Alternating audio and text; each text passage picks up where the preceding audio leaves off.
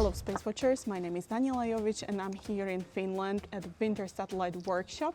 It's the first day and I have the best first guest. It's Gordon Campbell and he's the head of entrepreneur section and Earth Observation Program Directorate at ESA.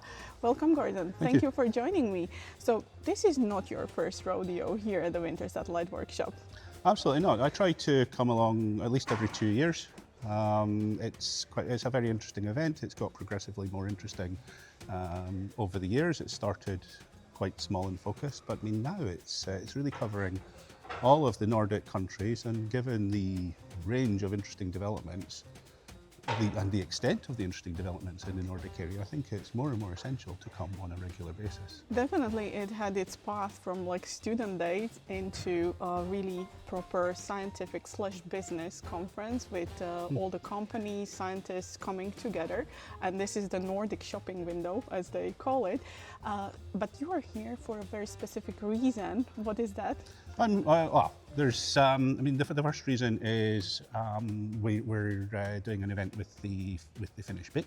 Okay. So we're presenting some of the achievements of the Finnish BIC today, later today.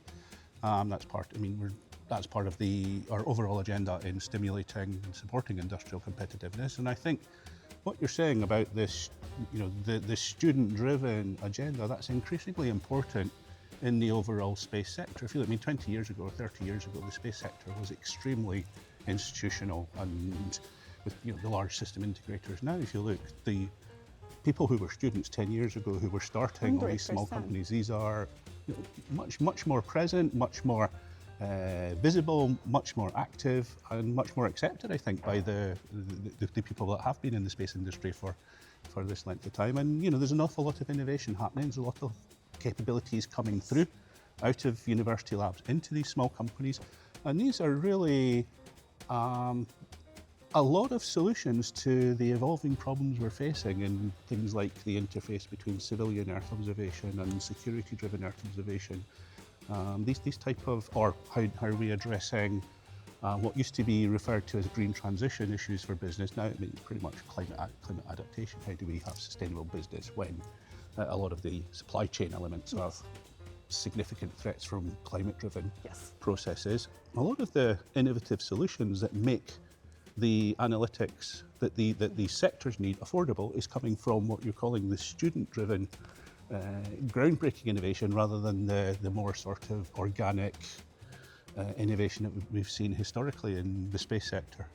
Yeah, 100%. Aalto University is actually home of the big companies here in Finland, or like this is where they originated from, like ISI, Kuva Space and so on. And it's really good to see the ESA commercialization part doing their bit, and you coming here also to help the big incubator. That's really nice. But on a different note, and this is what I ask all my guests, like, is there something triggering for you? Is there something like very overhyped these days in the space industry in general that you would want to point out? I think we have to be careful about bandwagons and thinking about what really is the added value and what is the problem these elements are trying to solve. So, for example, we're seeing a lot of interest in technologies such as high-performance computing, quantum processing, etc.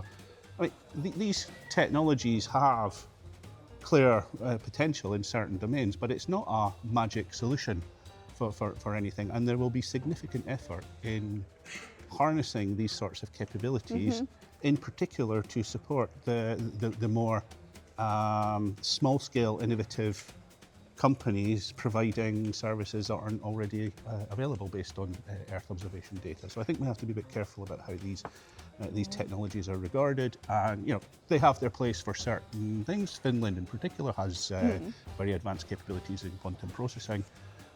So there is, there are elements there, but I think we have to be a bit more selective and a bit more careful about how these... There's substance, but yes, exactly.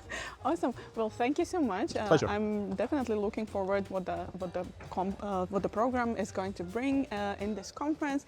Thank you for joining me, and we will be staying here for 2 more days, so stay tuned and see you in the next episode.